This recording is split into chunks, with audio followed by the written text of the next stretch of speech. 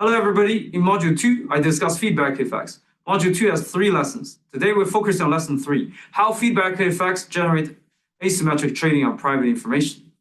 In a previous lesson, we used a simple example to illustrate the difference between price efficiency and real efficiency. And we can see that the difference is generated through traders' information acquisition activities. In one equilibrium, when real efficiency is low, traders do not have incentive to acquire information. In another equilibrium, when real efficiency is high, traders have incentive to acquire information. Usually, when we talk about information acquisition activities, we think of them as symmetrical. So long as good news and bad news are equally informative, so long as trading costs for buying and selling are the same, you have incentive to acquire and trade on both good and bad news. You would want to buy when you observe good news, and you would want to sell when you observe bad news. However, if we incorporate feedback effect, we're going to see that there will be asymmetry in trading behavior. There will be asymmetry in information acquisition because of the asymmetry in trading, which results in stock price informativeness being asymmetric. Here's the big picture intuition. If I trade on bad news, I'm hoping that the bad news is going to push the firm value down so that I can profit from selling or short selling. But because of the feedback effect, the firm is going to learn from the bad news, and the firm is going to make real decisions to improve firm value, which means that I'm going to make less profits than firm not doing anything or trading on bad news. That means I'm less willing to trade on bad news. On the other hand, if I trade on good news, I'm hoping that the good news is going to increase firm value, and so I'm going to profit from buying. In this case, firm is going to learn from good news, and is going to take real decision to further improve firm value, which means I make even more profit just from the state being good and firm not taking any decision, which means I'm more willing to trade on good news. The discussion follows the Edmonds et al. 2015 paper. So if you want to check more details, go look at the paper. Now let's look at the model setup. There is a firm. The firm is endowed with an asset in place, and the firm needs to make some additional investment decision. The firm has 3 choices. D equals -1 represents disinvestment, which means reduce the scale of investment, reduce the scale of the asset in place. D equals 0 means that doing nothing, keep the current scale.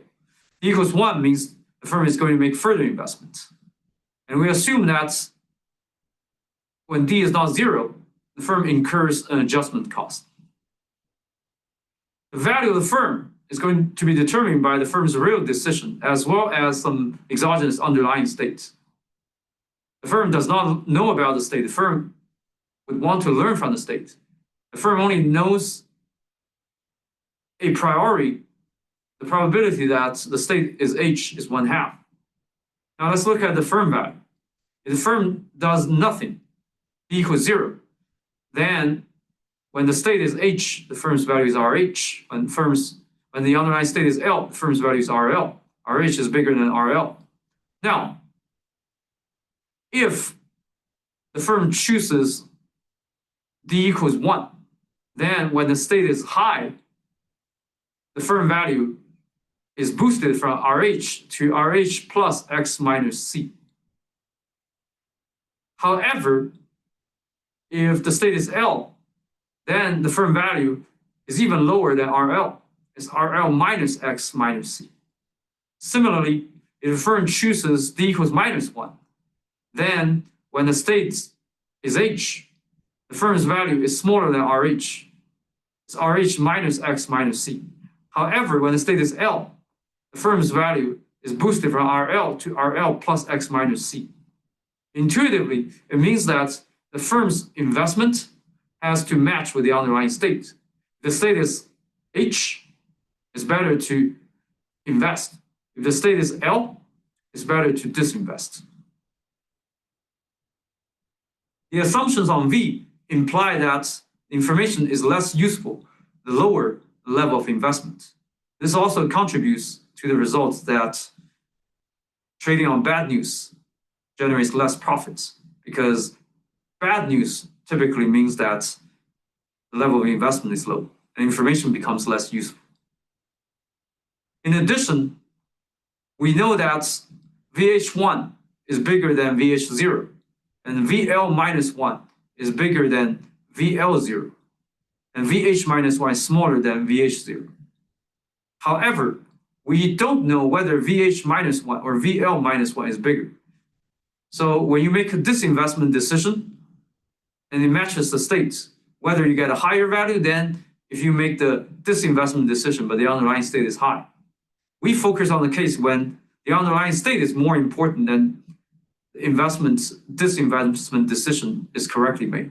We focus on the case when feedback effect is not too strong. Now, let's first look at manager's investment decision. Because choosing a non-zero investment decision is costly, you need the posteriors to be sufficiently different from prior, such that the expected value increase from making the right investment choice dominates the investment cost. Which means that when the posterior theta equals h is sufficiently high, you would choose d equals +1, and vice versa. In this case, your expected incremental firm value from investment or disinvestment is higher than the investment cost. And we can solve for the posterior belief threshold. I'm not going to go to the detail here, but it's captured by the threshold gamma 1 and gamma minus 1. Now you're going to see why we need investment cost C. If the investment cost C is 0, then gamma 1 and gamma minus 1 is the same, it's 1/2. Which means that the firm is always going to make adjustments whenever the posterior moves away from 1/2. The higher the cost of adjustments of investment C, and then the higher the gamma 1 is, the lower gamma minus 1 is. You need more extreme beliefs to justify the investment cost. As we're going to see, this investment cost is going to naturally generate a no feedback benchmark.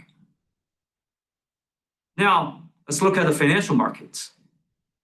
For the financial markets, the model is again discrete Kyle model, with the informed trader not always present, similar to the model we used in lesson 2. We assume that the informed trader is present with some probability lambda that is positive. And we assume that informed trader observes theta perfectly. And if present, they're going to either buy one share, sell or short sell one share, and do no trading. Why there's the possibility of the informed trader observing theta perfectly but is not willing to trade? Well, because trading non-zero share is going to incur some trading cost. And this one is also crucial, because if trading cost is 0, then the informed trader is always going to trade, is always going to buy on good news and sell on bad news. And we're not going to observe the asymmetric trading. And again, there is a noise trader. The noise trader always is present, and the noise trader just trade randomly. Buy one share, sell one share, no trade.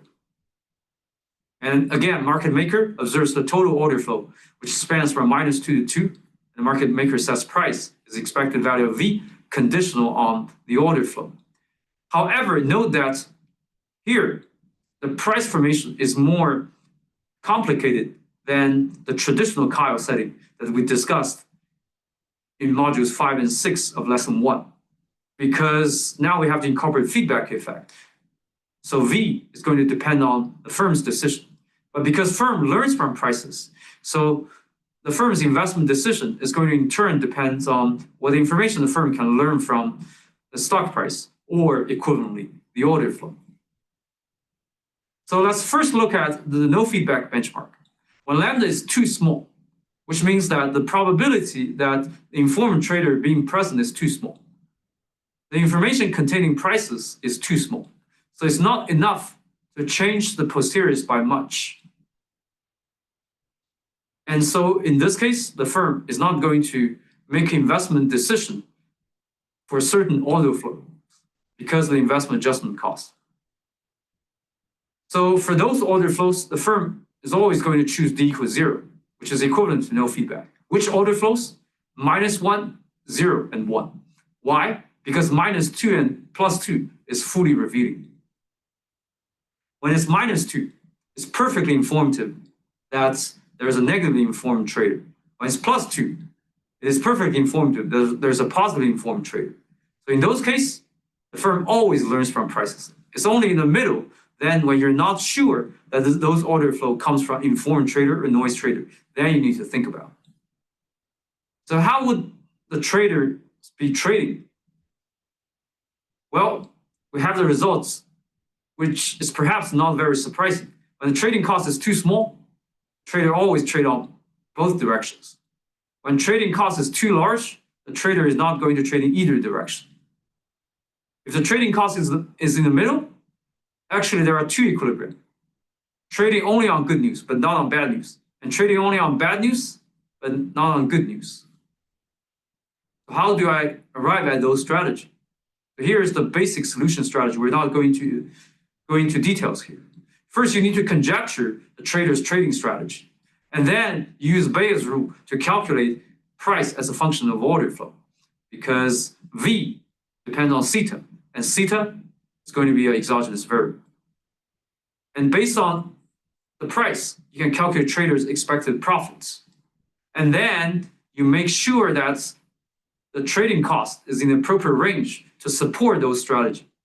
I'll give you an example. Suppose we're looking at trading only on good news. BNS means buy, not sell. Then it has to be the case that trading profit from buying is positive, so the trader would want to buy. But the trading profit from selling is negative, so the trader does not want to sell. And so we already said, when the trading cost is too large, the unique equilibrium is not trading. When the trading cost is too small, the unique equilibrium is you always trade on both good and bad news. When the trading cost is in the middle, you have both buy and not sell, or sell not buy, being equilibrium. So how come those two can be equilibrium? Because whenever the informed trader trades, information is going to be partially reflected in prices. So even in a no feedback effect, the order flow is going to be partially revealing, which means that it's going to reduce the trading profit relative to the case when price is completely uninformed. So when you choose the strategy buy, not sell, and the market maker conjectures that your strategy is going to be buy, but not sell, then when the market maker observes even moderately small order flows, the market maker is going to conjecture this comes from a trader who is negatively informed and is going to set the price low. So that makes not selling to be optimal strategy. When kappa is in the middle, in the no feedback benchmark, both buy not selling and sell not buying are equilibrium, as we just talked about. So you can trade on either positive or negative information. Because when you don't have feedback, which means when order flow is -1, 0, 1, the manager does not make any real decisions to change firm value. And so the firm value completely depends on the underlying state. So trading on either information is going to generate the same expected profit, just as in our simple logic. You buy when you observe good news, and you sell when you observe bad news. The trading profit would be the same. Now, we incorporate feedback effect, and we assume that the feedback effect is sufficiently strong, such that x equals +1 or -1 becomes informative. So this 1 minus lambda over 2 minus lambda is the probability that theta equals h conditional order flow b -1. When lambda is sufficiently big, this probability is smaller than the threshold gamma -1, which means that when observing x equals -1, the firm is going to choose d equals -1. Similarly, when x equals +1, the firm is going to choose d equals 1. We already talked about x equals -2 or +2, that's always fully revealing. And x equals 0, that's always completely uninformed, because you can calculate the probability of theta equals h conditional x equals 0 is going to be 1/2. The solution strategy is the same as in the no feedback case. Use Bayes' rule to calculate the posterior probability of theta conditional order flow. The posterior probabilities are the same for every conjecture, because the posterior probability do not depend on manager's investment decision. They only depend on the order flow. Only the expected payoff is going to change, because manager is going to choose some real decisions when x equals +1 or -1, and firm value will depend on both theta and the manager's real decisions. And we can similarly show that when the trading cost, the chi is sufficiently small, the informed trader is always going to trade on both directions. When chi is bigger than some number, the informed trader is not going to trade in either direction. The difference lies in the middle range with respect to the two partial trading equilibrium: trading only on good news, buy not sell, and trading only on bad news, sell not buy. Under the equilibrium of trading only on good news, and you can calculate the price when the order flow is -1.